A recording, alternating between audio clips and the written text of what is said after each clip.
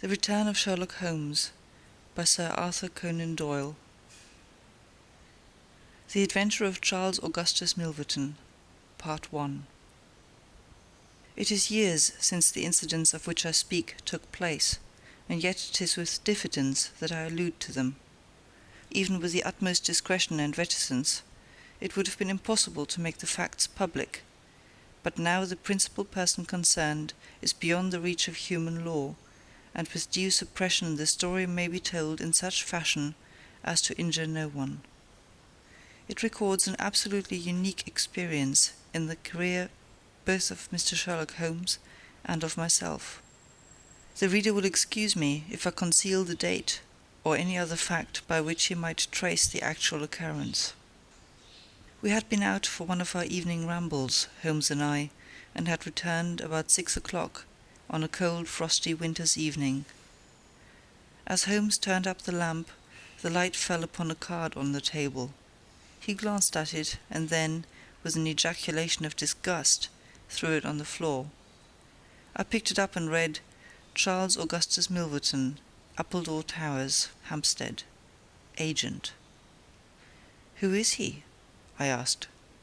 "The worst man in London," Holmes answered, as he sat down and stretched his legs before the fire.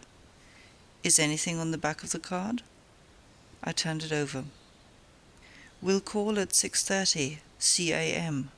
I read. He's about due. Do you feel a creeping, shrinking sensation, Watson, when you stand before the serpents in the zoo and see the slithery, gliding, venomous creatures, with their deadly eyes and wicked, flattened faces? Well, that's how Milverton impresses me. I've had to do with 50 murderers in my career, but the worst of them never gave me the repulsion which I have for this fellow. And yet I can't get out of doing business with him. Indeed, he is here at my invitation." "But who is he?" "I'll tell you, Watson. He is the king of all the blackmailers. Heaven help the man, and still more the woman, whose secret and reputation come into the power of Milverton. With a smiling face and a heart of marble, he will squeeze and squeeze until he has drained them dry. The fellow's a genius in his way, and would have made his mark in some more savoury trade. His method is as follows. He allows it to be known that he is prepared to pay very high sums for letters which compromise people of wealth and position. He receives these wares not only from treacherous valets or maids, but frequently from genteel ruffians who have gained the confidence and affection of trusting women.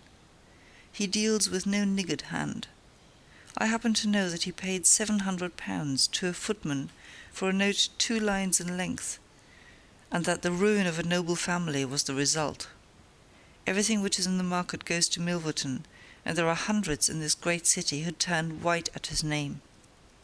No one knows where his grip may fall, for he is far too rich and far too cunning to work from hand to mouth.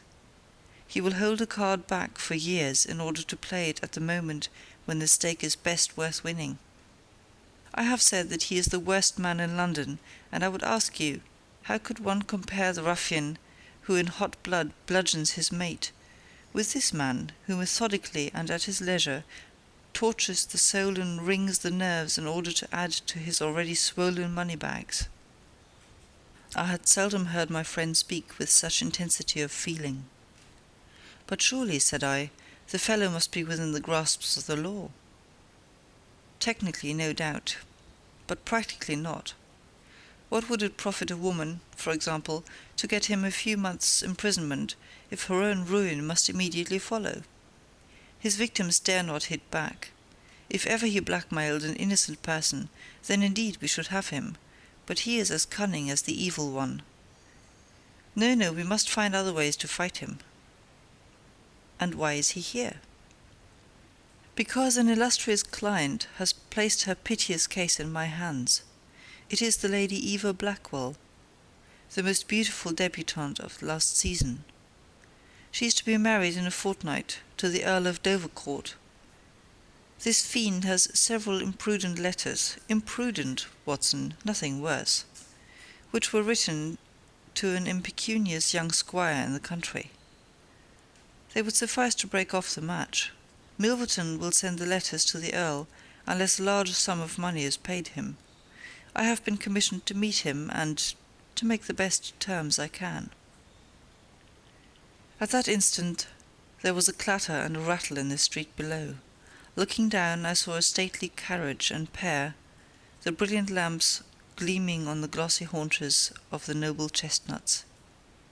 A footman opened the door, and a small stout man in a shaggy astrakhan overcoat descended. A minute later he was in the room. Charles Augustus Milverton was a man of 50, with a large intellectual head, a round, plump, hairless face, a perpetual frozen smile, and 2 keen grey eyes which gleamed brightly from behind broad, gold-rimmed glasses. There was something of Mr. Pickwick's benevolence in his appearance, marred only by the insincerity of the fixed smile and by the hard glitter of those restless and penetrating eyes. His voice was as smooth and suave as his countenance, as he advanced with a plump little hand extended, murmuring his regret for having missed us at his first visit. Holmes disregarded the outstretched hand, and looked at him with a face of granite. Milverton's smile broadened. He shrugged his shoulders, removed his overcoat, folded it with great deliberation over the back of a chair, and then took a seat. "This gentleman?" said he, with a wave in my direction.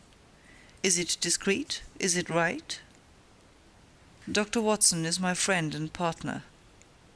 "Very good, Mr. Holmes. It is only in our client's interests that I protested.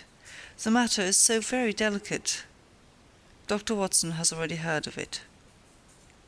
"Then we can proceed to business. You say that you are acting for Lady Eva. Has she empowered you to accept my terms?" "What are your terms?" £7,000. "And the alternative?" "My dear sir, it is painful for me to discuss it, but if the money is not paid on the 14th, there certainly will be no marriage on the 18th. His insufferable smile was more complacent than ever. Holmes thought for a little. "You appear to me," he said at last, "to be taking matters too much for granted. I am of course familiar with the contents of these letters. My client will certainly do what I may advise. I shall counsel her to tell her future husband the whole story and to trust to his generosity." Milverton chuckled. "You evidently do not know the Earl," said he. From the baffled look upon Holmes's face, I could clearly see that he did. "What harm is there in the letters?" he asked. "They are sprightly, very sprightly," Milverton answered. "The lady was a charming correspondent, but I can assure you that the Earl of Dovercourt would fail to appreciate them. However, since you think otherwise, we will let it rest at that. It is purely a matter of business. If you think that it is in the best interests of your client that these letters should be placed in the hands of the Earl, then you would indeed be foolish to pay so large a sum of money to regain them." He rose and seized his astrakhan coat. Holmes was grey with anger and mortification. "Wait a little," he said. "You go too fast. We should certainly make every effort to avoid scandal in so delicate a matter." Milverton relapsed into his chair. "I was sure that you would see it in that light," he purred. "At the same time," Holmes continued, "Lady Eva is not a wealthy woman.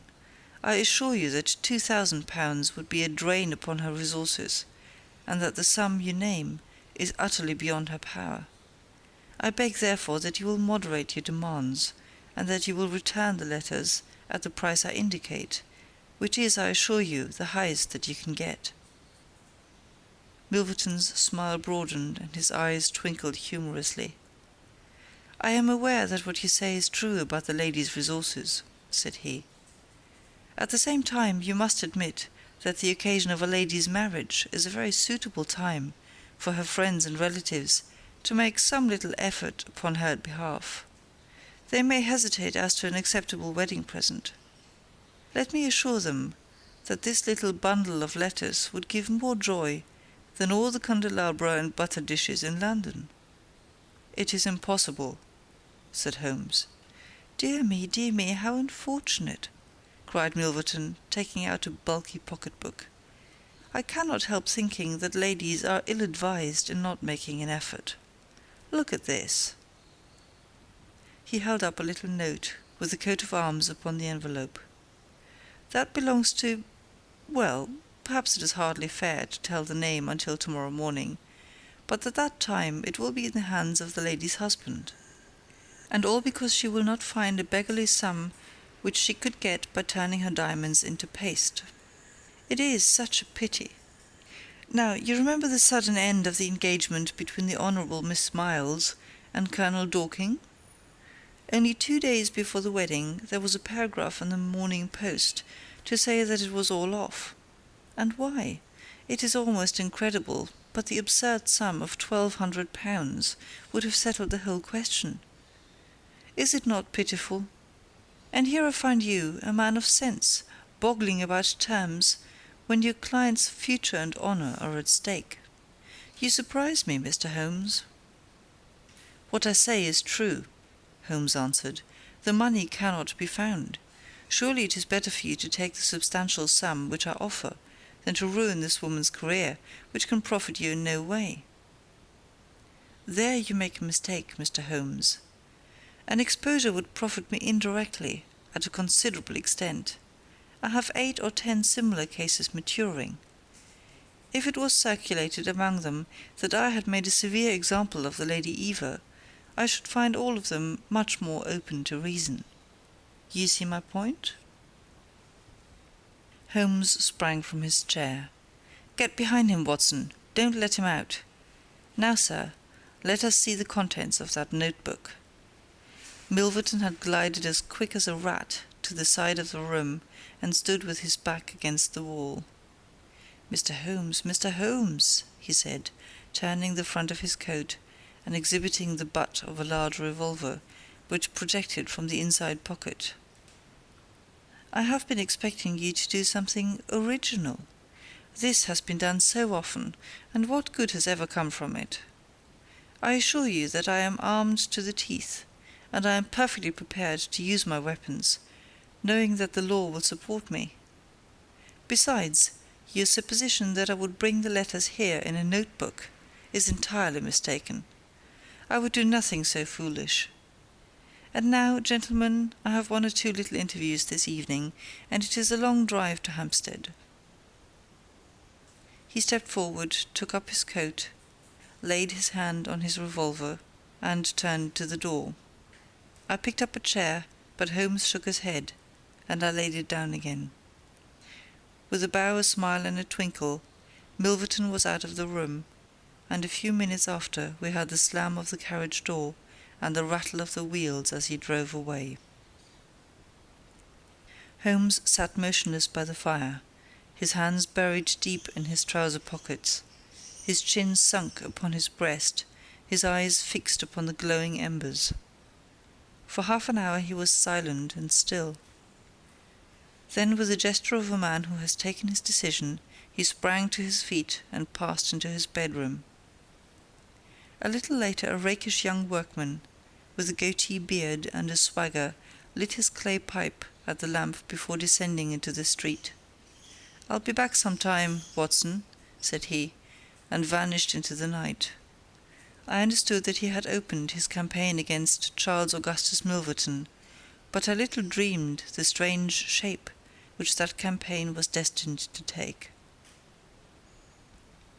For some days Holmes came and went at all hours in his attire, but beyond a remark that his time was spent at Hampstead, and that it was not wasted, I knew nothing of what he was doing. At last, however, on a wild, tempestuous evening, when the wind screamed and rattled against the windows, he returned from his last expedition, and having removed his disguise, he sat before the fire and laughed heartily in his silent inward fashion. "You would not call me a marrying man, Watson?" "No, indeed." "You'll be interested to hear that I'm engaged." "My dear fellow, I congrat to Milverton's housemaid." "Good heavens, Holmes!" I wanted information, Watson. Surely you have gone too far. It was a most necessary step. I am a plumber with a rising business, Escott by name. I have walked out with her each evening, and I have talked with her. Good heavens, those talks! However, I have got all I wanted. I know Milverton's house as I know the palm of my hand. But the girl, Holmes? He shrugged his shoulders. You can't help it, my dear Watson. You must play your cards as best you can when such a stake is on the table. However, I rejoice to say that I have a hated rival who will certainly cut me out the instant my back is turned. What a splendid night it is! You like this weather? It suits my purpose. Watson, I mean to burgle Milverton's house tonight. I had a catching of the breath, and my skin went cold at the words, which were slowly uttered in a tone of concentrated resolution. As a flash of lightning in the light shows up in an instant every detail of a wild landscape, so at one glance I seemed to see every possible result of such an action. The detection, the capture, the honoured career ending in irreparable failure and disgrace, my friend himself lying at the mercy of the odious Milverton. For heaven's sake, Holmes, think what you are doing, I cried. My dear fellow, I have given it every consideration. I am never precipitate in my actions, nor would I adopt so energetic and indeed so dangerous a course, if any other were possible. Let us look at the matter clearly and fairly. I suppose that you will admit that the action is morally justifiable, though technically criminal. To burgle his house is no more than to forcibly take his pocket-book, an action in which you were prepared to aid me. I turned it over in my mind. Yes, I said, it is morally justifiable, so long as your object is to take no articles save those which are used for an illegal purpose. Exactly. Since it is morally justifiable, I have only to consider the question of personal risk. Surely a gentleman should not lay much stress upon this, when a lady is in most desperate need of his help. You will be in such a false position. Well, that is part of the risk. There is no other possible way of regaining these letters. The unfortunate lady has not the money, and there are none of her people in whom she could confide. Tomorrow is the last day of grace, and unless we can get the letters tonight, this villain will be as good as his word and will bring about her ruin. I must therefore abandon my client to her fate, or I must play this last card. Between ourselves, Watson, it's a sporting duel between this fellow Milverton and me. He had, as you saw, the best of the first exchanges, but my self-respect and my reputation are concerned to fight it to a finish. Well, I don't like it, but I suppose it must be, said I. When do we start? You are not coming. Then you are not going, said I. I give you my word of honour, and I never broke it in my life, that I will take a cab straight to the police station and give you away, unless you let me share this adventure with you. You can't help me. How do you know that? You can't tell what may happen. Anyway, my resolution is taken. Other people besides you have self-respect, and even reputations. Holmes had looked annoyed, but his brow cleared, and he clapped me on the shoulder. Well, well, my dear fellow, be it so. We have shared this same room for some years, and it would be amusing if we ended by sharing the same cell. You know, Watson, I don't mind confessing to you that I have always had an idea that I would have made a highly efficient criminal. This is the chance of my lifetime in that direction. See here. He took a neat little leather case out of a drawer, and opening it, he exhibited a number of shining instruments. This is a first-class, up-to-date burgling kit, with nickel-plated jemmy, diamond-tipped glass cutter, adaptable keys, and every modern improvement which the march of civilization demands. Here, too, is my dark lantern. Everything is in order. Have you a pair of silent shoes? I have rubber-soled tennis shoes. Excellent. And a mask? I can make a couple out of black silk. I can see that you have a strong natural turn for this sort of thing. Very good. Do you make the masks. We shall have some cold supper before we start. It is now 9:30. At 11 we shall drive as far as Church Row. It is a quarter of an hour's walk from there to Appledore Towers. We shall be at work before midnight.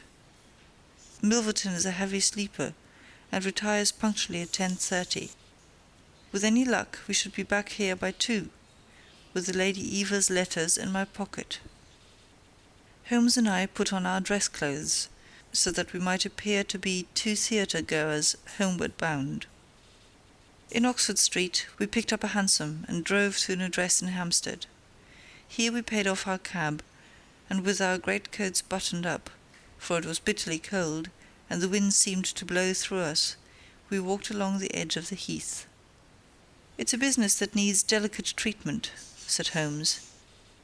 "These documents are contained in a safe in the fellow's study, and the study is the ante-room of his bedchamber. On the other hand, like all these stout little men who do themselves well, he is a plethoric sleeper. Agatha, that's my fiancée, says it is a joke in the servants' hall that it's impossible to wake the master. He has a secretary who is devoted to his interests, and never budges from the study all day. That's why we are going at night. Then he has a beast of a dog, which roams the garden. I met Agatha late the last 2 evenings, and she locks the brute up, so as to give me a clear run. This is the house, this big one in its own grounds. Through the gate, now to the right among the laurels. We might put on our masks here, I think. You see, there is not a glimmer of light in any of the windows, and everything is working splendidly. With our black silk face coverings, which turned us into 2 of the most truculent figures in London, we stole up to the silent, gloomy house. A sort of tiled veranda extended along one side of it, lined by several windows and 2 doors. "That's his bedroom," Holmes whispered. "This door opens straight into the study. It would suit us best, but it is bolted as well as locked, and we should make too much noise getting in. Come round here. There's a greenhouse which opens into the drawing-room." The place was locked, but Holmes removed a circle of glass and turned the key from the inside. An instant afterwards he had closed the door behind us, and we had become felons in the eyes of the law. The thick warm air of the conservatory and the rich choking fragrance of exotic plants took us by the throat. He seized my hand in the darkness and led me swiftly past banks of shrubs which brushed against our faces. Holmes had remarkable powers, carefully cultivated, of seeing in the dark. Still holding my hand in one of his, he opened a door, and I was vaguely conscious that we had entered a large room in which a cigar had been smoked not long before. He felt his way among the furniture, opened another door, and closed it behind us. Putting out my hand, I felt several coats hanging from the wall, and understood that I was in a passage. We passed along it, and Holmes very gently opened a door upon the right-hand side. Something rushed out at us, and my heart sprang into my mouth, but I could have laughed when I realized that it was the cat. A fire was burning in this new room, and again the air was heavy with tobacco smoke. Holmes entered on tiptoe, waited for me to follow, and then very gently closed the door. We were in Milverton's study, and a portière at the farther side showed the entrance to his bedroom. The Return of Sherlock Holmes by Sir Arthur Conan Doyle. The Adventure of Charles Augustus Milverton, Part 2. It was a good fire, and the room was illuminated by it. Near the door I saw the gleam of an electric switch, but it was unnecessary, even if it had been safe, to turn it on. At one side of the fireplace was a heavy curtain which covered the bay window we had seen from the outside. On the other side was the door which communicated with the veranda. A desk stood in the centre, with a turning chair of shining red leather. Opposite was a large bookcase, with a marble bust of Athene on the top.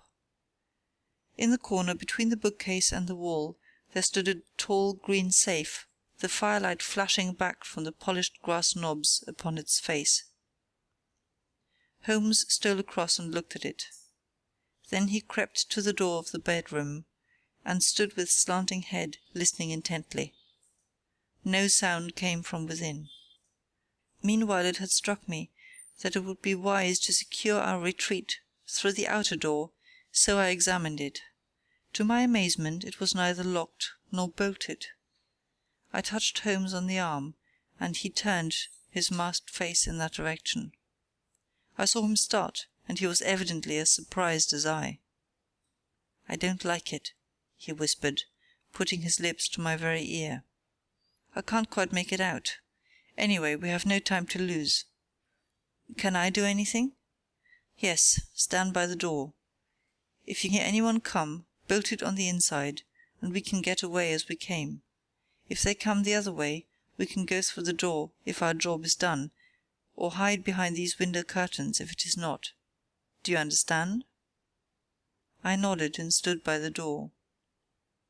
My first feeling of fear had passed away, and I thrilled now with a keener zest than I had ever enjoyed when we were the defenders of the law instead of its defiers.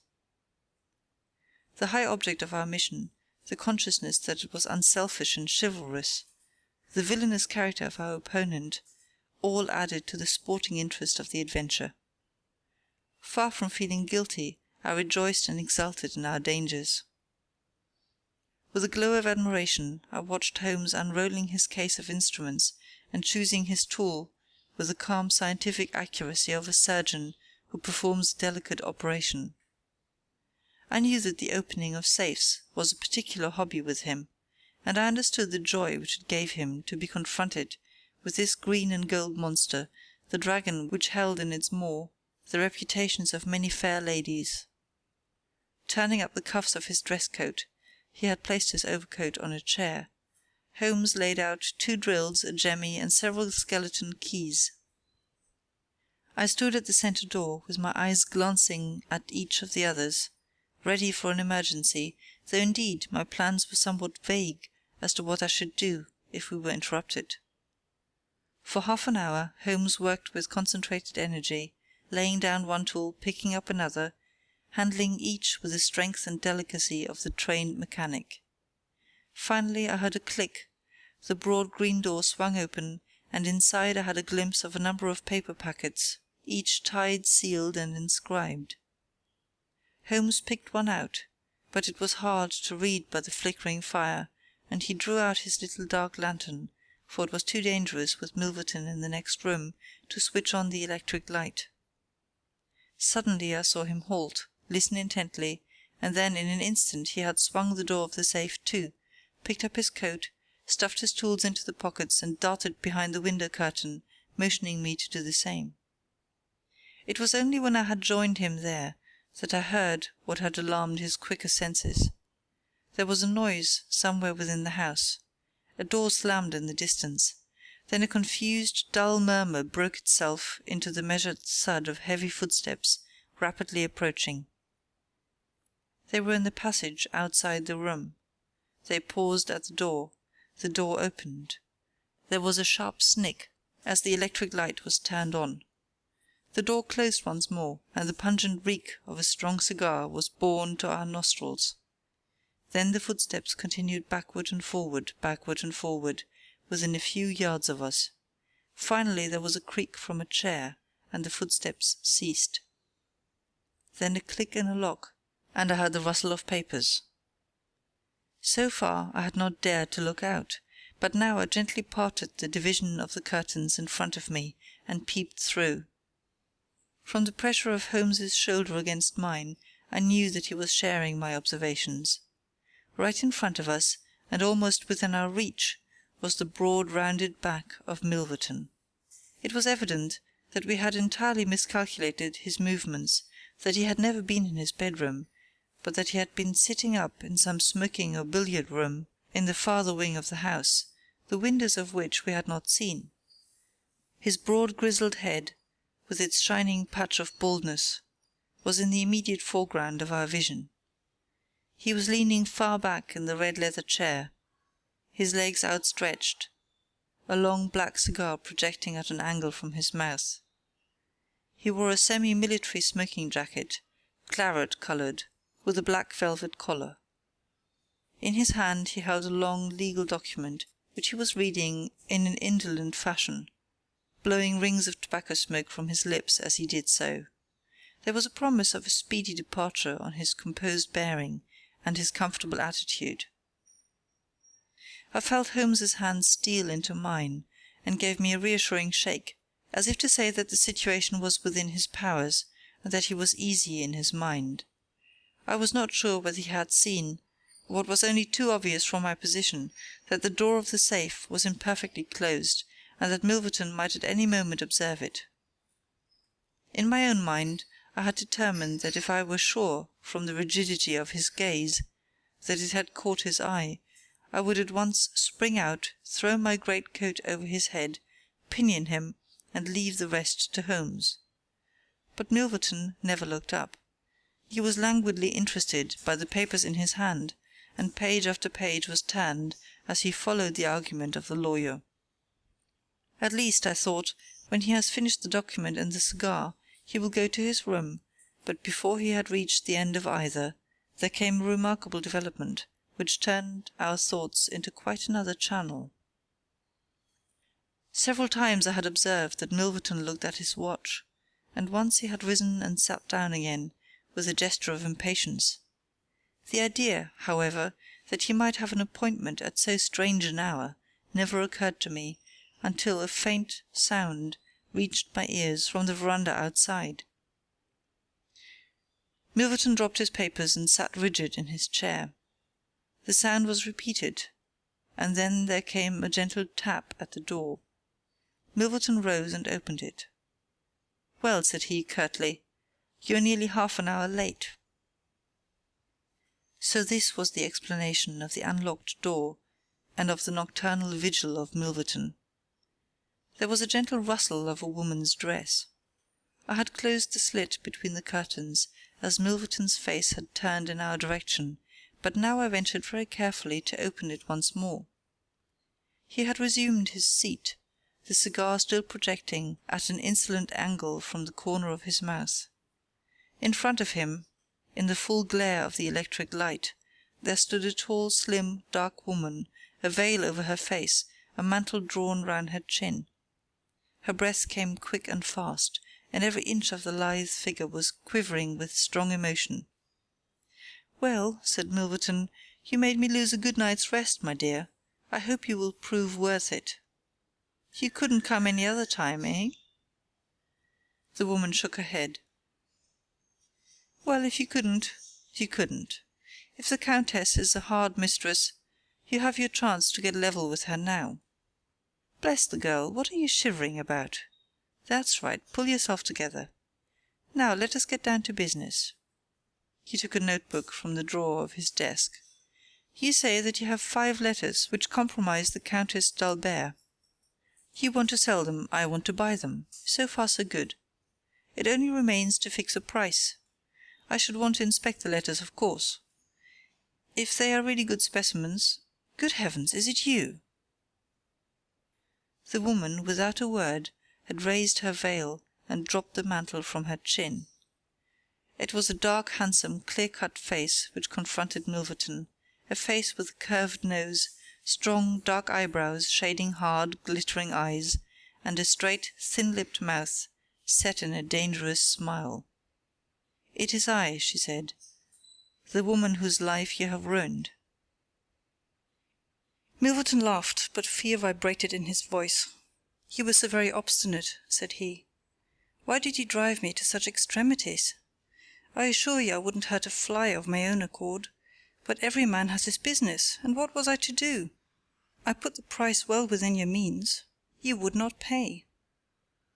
So you sent the letters to my husband, and he, the noblest gentleman that ever lived, a man whose boots I was never worthy to lace, he broke his gallant heart and died.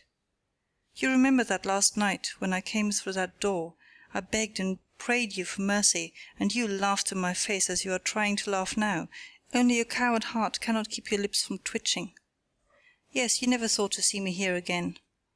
But it was that night which taught me how I could meet you face to face and alone. Well, Charles Milverton, what have you to say?" "Don't imagine that you can bully me," said he, rising to his feet. "I have only to raise my voice and I could call my servants and have you arrested. But I will make allowance for your natural anger. Leave the room at once, as you came, and I will say no more." The woman stood with her hand buried in her bosom, and the same deadly smile on her thin lips. "You will ruin no more lives as you have ruined mine. You will wring no more hearts as you wrung mine.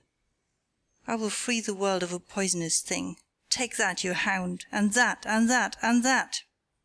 She had drawn a little gleaming revolver and emptied barrel after barrel into Milverton's body, the muzzle within 2 feet of his shirt front. He shrank away and then fell forward upon the table, coughing furiously and clawing among the papers. Then he staggered to his feet, received another shot, and rolled upon the floor. "You've done me," he cried, and lay still. The woman looked at him intently and ground her heel into his upturned face. She looked again, but there was no sound or movement. I heard a sharp rustle, the night air blew into the heated room, and the avenger was gone. No interference upon our part could have saved the man from his fate, but as the woman poured bullet after bullet into Milverton's shrinking body, I was about to spring out, when I felt Holmes's cold, strong grasp upon my wrist. I understood the whole argument of that firm, restraining grip, that it was no affair of ours, that justice had overtaken a villain, that we had our own duties and our own objects, which were not to be lost sight of. But hardly had the woman rushed from the room, when Holmes, with swift, silent steps, was over at the other door. He turned the key in the lock. At the same instant we heard voices in the house and the sound of hurrying feet. The revolver shots had roused the household. With perfect coolness, Holmes slipped across to the safe, filled his 2 arms with bundles of letters, and poured them all into the fire. Again and again he did it, until the safe was empty. Someone turned the handle and beat upon the outside of the door. The letter which had been the messenger of death for Milverton lay all mottled with his blood upon the table. Holmes tossed it in among the blazing papers. Then he drew the key from the outer door, passed through after me, and locked it on the outside. "This way, Watson," said he. "We can scale the garden wall in this direction." I could not have believed that an alarm could have spread so swiftly. Looking back, the huge house was one blaze of light. The front door was open, and figures were rushing down the drive. The whole garden was alive with people, and one fellow raised a view-halloa as we emerged from the veranda and followed hard at our heels. Holmes seemed to know the grounds perfectly, and he threaded his way swiftly among a plantation of small trees, I close at his heels, and our foremost pursuer panting behind us. It was a 6-foot wall which barred our path, but he sprang to the top and over. As I did the same, I felt the hand of the man behind me grab at my ankle, but I kicked myself free and scrambled over a grass-strewn coping. I fell upon my face among some bushes, but Holmes had me on my feet in an instant, and together we dashed away across the huge expanse of Hampstead Heath. We had run 2 miles, I suppose, before Holmes at last halted and listened intently. All was absolute silence behind us. We had shaken off our pursuers and were safe. We had breakfasted and were smoking our morning pipe on the day after the remarkable experience which I have recorded, when Mr. Lestrade, of Scotland Yard, very solemn and impressive, was ushered into our modest sitting-room. "Good morning, Mr. Holmes," said he. "Good morning. May I ask if you are very busy just now?" "Not too busy to listen to you." "I thought that, perhaps, if you had nothing particular on hand, you might care to assist us in a most remarkable case which occurred only last night at Hampstead." "Dear me," said Holmes, "what was that?" "A murder, a most dramatic and remarkable murder. I know how keen you are upon these things, and I would take it as a great favour if you would step down to Appledore Towers and give us the benefit of your advice. It is no ordinary crime. We have had our eyes upon this Mr. Milverton for some time, and, between ourselves, He was a bit of a villain. He is known to have held papers which he used for blackmailing purposes. These papers have all been burned by the murderers. No article of value was taken, as it is probable that the criminals were men of good position, whose sole object was to prevent social exposure." "Criminals?" said Holmes. "Plural?" "Yes, there were 2 of them. They were as nearly as possible captured red-handed. We have their footmarks, we have their description, it's 10 to 1 that we trace them. The first fellow was a bit too active, but the second was caught by the under-gardener and only got away after a struggle. He was a middle-sized, strongly built man, square jaw, thick neck, moustache, a mask over his eyes." "That's rather vague," said Sherlock Holmes. "Why, it might be a description of Watson." "It's true," said the inspector, with amusement. "It might be a description of Watson." "Well, I'm afraid I can't help you, Lestrade," said Holmes. "The fact is that I knew this fellow Milverton, that I considered him one of the most dangerous men in London, and that I think there are certain crimes which the law cannot touch, and which, therefore, to some extent, justify private revenge. No, it's no use arguing. I have made up my mind. My sympathies are with the criminals rather than with the victim, and I will not handle this case." Holmes had not said one word to me about the tragedy which we had witnessed, but I observed all the morning that he was in his most thoughtful mood, and he gave me the impression, from his vacant eyes and his abstracted manner, of a man who is striving to recall something to his memory. We were in the middle of our lunch when he suddenly sprang to his feet. "By Jove, Watson, I've got it!" he cried. "Take your hat, come with me." He hurried at his top speed down Baker Street and along Oxford Street, until we had almost reached Regent Circus. Here, on the left hand, there stands a shop window filled with photographs of the celebrities and beauties of the day. Holmes's eyes fixed themselves upon one of them, and following his gaze, I saw the picture of a regal and stately lady in court dress, with a high diamond tiara upon her noble head. I looked at that delicately curved nose, at the marked eyebrows, at the straight mouth, and the strong little chin beneath it. Then I caught my breath as I read the time-honoured title of the great nobleman and statesman whose wife she had been. My eyes met those of Holmes, and he put his finger to his lips as we turned away from the window. End of The Adventure of Charles Augustus Milverton, Part 2 of 2.